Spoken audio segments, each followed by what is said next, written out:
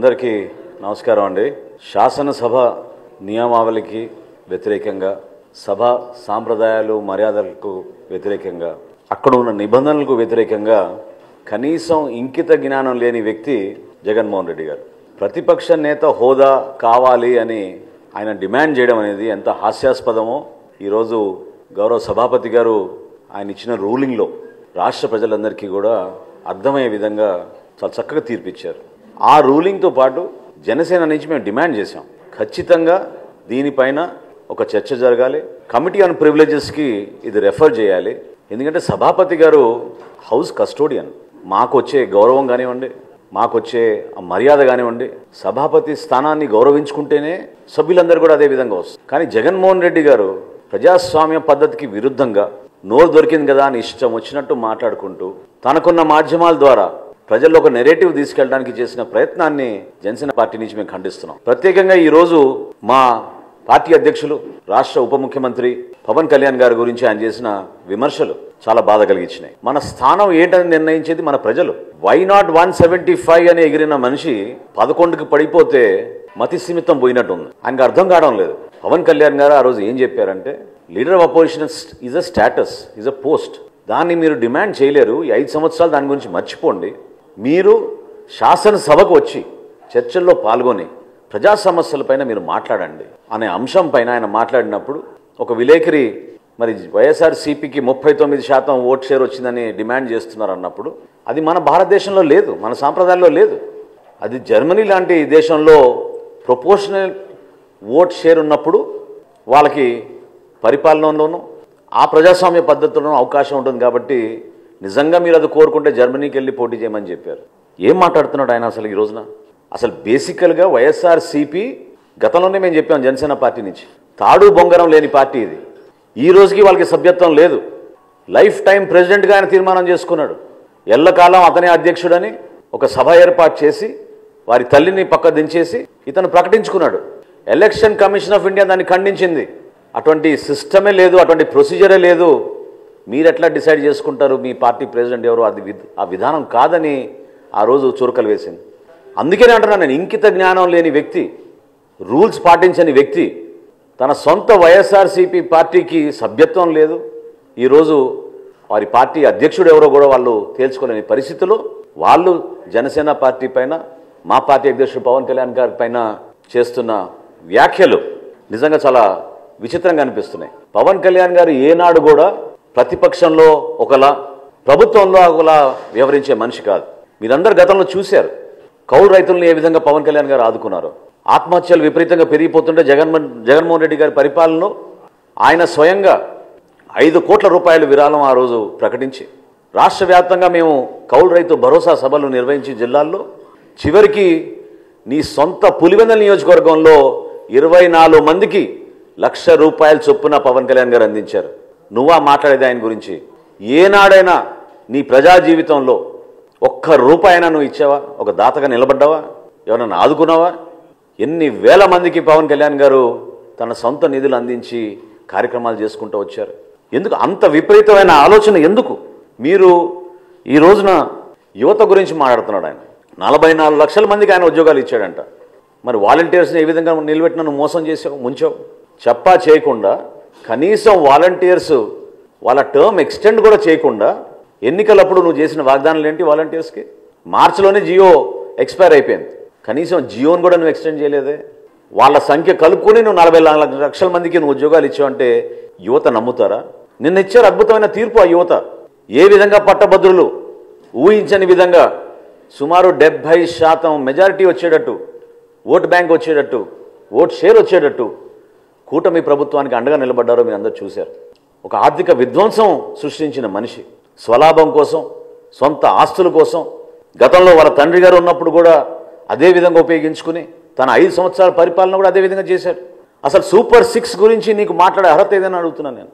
దీపావళి రోజు ఇచ్చాపురంలో రాష్ట్ర వ్యాప్తంగా ఉచితంగా 3 గ్యాస్ సిలిండర్లు మేము పంపిణీ చేస్తామని సూపర్ 6లో ఇచ్చిన వాగ్దానానికి అనుగుణంగా సిద్ధమైతే ఎంత దుష్ప్రచారం చేశారు, ఎన్నిసార్లు మీరు వార్తలు రాయిపించారు, కావాలని ప్రజల్లో అలజడి సృష్టించారు దుర్మార్గంగా. కానీ ఈరోజు లెక్క ఏంటి? 94,32,000 మందికి ఈరోజు గ్యాస్ సిలిండర్లు ఉచితంగా అందించాం. అద్భుతమైన కార్యక్రమం ప్రజల్లోకి తీసుకెళ్తున్నాం. నీలాగా మోసం చేసే కార్యక్రమం కాదు. ఎక్కడో బటన్ నొక్కేసాం అంటే నిజంగానే బటన్ ఎవరికి నొప్పారో, ఎవరికి అందించారో అనేది దీనిపైన చాలా ఆశ్చర్యకరంగా ఉంది. అదేవిధంగా ఈయన రైతుల గురించి మాట్లాడుతున్నాడు.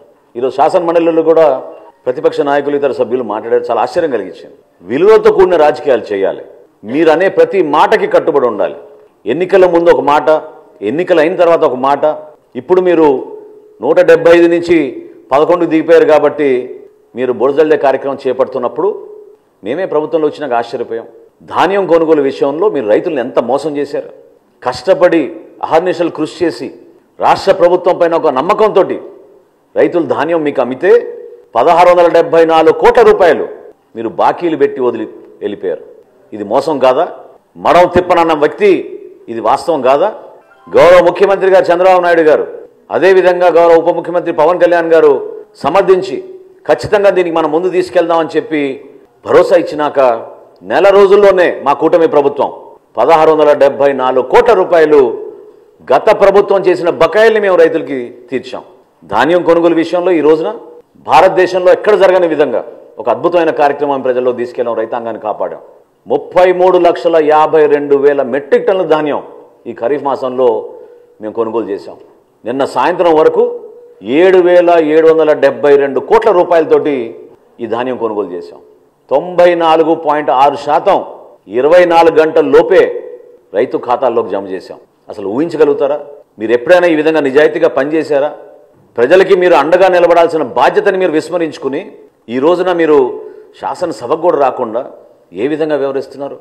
గతంలో వర్క్ ఫ్రమ్ హోమ్ ముఖ్యమంత్రినా, వర్క్ ఫ్రమ్ హోమ్ ముఖ్యమంత్రి కాస్త ఈ రోజున వర్క్ ఫ్రమ్ బెంగళూరు శాసనసభ్యుడిగా తయారయ్యాడు. శాసనసభకు వచ్చి మీరు మాట్లాడాలి కదా ప్రజల సమస్యల పైన. ఆ బాధ్యత లేదా మీకు? దేనికోసం చెప్పండి.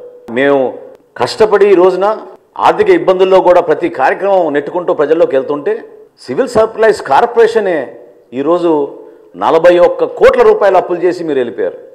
ఏ విధంగా మీరు ఈ ఆర్థిక వ్యవస్థని ఇంత దుర్మార్గంగా ఇబ్బంది పెట్టారో ప్రజలందరూ కూడా చూశారు. కూటమి ప్రభుత్వం నుంచి మేము మాటిస్తున్నాం, వచ్చే 2 నెలల్లోనే 100% మా సూపర్ 6లో మేము ఇచ్చిన వాగ్దానాలు నిలబెట్టుకుంటాం. మేము అందించాల్సిన సహాయం, భరోసా ఎక్కడ కూడా పొరపాటు చేయం. ముఖ్యమంత్రి గారు, గౌరవ ఉప ముఖ్యమంత్రి గారు పదే చెప్తా వస్తున్నారు, అన్నదాత సుఖీభవ అనే కార్యక్రమం ఖచ్చితంగా మేము రైతులను ఆదుకుంటాం. అదేవిధంగా తల్లికి వందనం, బిడ్డల్ని చదివించుకునే కార్యక్రమం, ఎంతమంది బిడ్డలున్నా సరే ఒక కుటుంబంలో వాళ్ళందరికీ కూడా 15,000 చొప్పున ఇస్తామని చెప్పి చాలా స్పష్టంగా దానికి బడ్జెట్ కేటాయింపులు కూడా చేసి మేము సిద్ధంగా ఉన్నాం. ప్రజలందరూ కూడా రోడ్లు ఏంటి మహాప్రభు అని బతిమలాడుకుంటే మీ ప్రభుత్వంలో గుంతలు కూడా పూడ్చలేదు. మీరు ఋషికొండ ప్యాలెస్కి మాత్రం 500 కోట్లు ఖర్చు పెట్టారు. శాశ్వతంగా ముఖ్యమంత్రి అయిపోతా అనుకున్నాడు. సముద్ర తీరాన ఒక అద్భుతమైన కట్టడిలో ఆయన అక్కడ నిలబడి ప్యాలెస్ లాగా దాన్ని తయారు చేసుకుని పర్మనెంట్గా ఇక్కడ ఉండిపోతామని ఒక పిచ్చి భ్రమలో చేసిన కార్యక్రమాన్ని ఎంత నష్టం కలిగించిందో రాష్ట్రానికి ఈరోజు మనం చూస్తున్నాం. పర్యాటక రంగానికే నష్టం కలిగించింది. నిధులన్నీ కూడా దారి మరలించారు. వందల సంఖ్యలో సలహాదారులను పెట్టుకున్నారు. దాదాపు 680 కోట్ల రూపాయలు సలహాదారుల పైన ఖర్చు పెట్టారు. సలహాదారుడు ముఖ్యమైన సలహాదారుడికి దాదాపు 160 కోట్లు ఖర్చు పెట్టారు ఆయనకి. మరి ఇంతమందిని ఉపయోగించుకుని కనీసం జల్ జీవన్ మిషన్లో కేంద్ర ప్రభుత్వం ఇచ్చిన 14,000 కోట్ల రూపాయలు కూడా మన రాష్ట్ర ప్రజలకి మీరు ఉపయోగించుకోలేకపోయారే. ఇంతకన్నా మోసం ఏమైనా ఉంటుందా?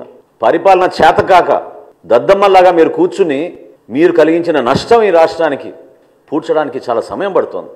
అనేక ఇబ్బందుల్లో ఉన్నాం. అర్థం కాని పరిస్థితుల్లో కూడా కష్టకాలంలో మేము ప్రజల్ని ఆదుకోవడానికి మేము ముందుకు తీసుకెళ్తున్నాం.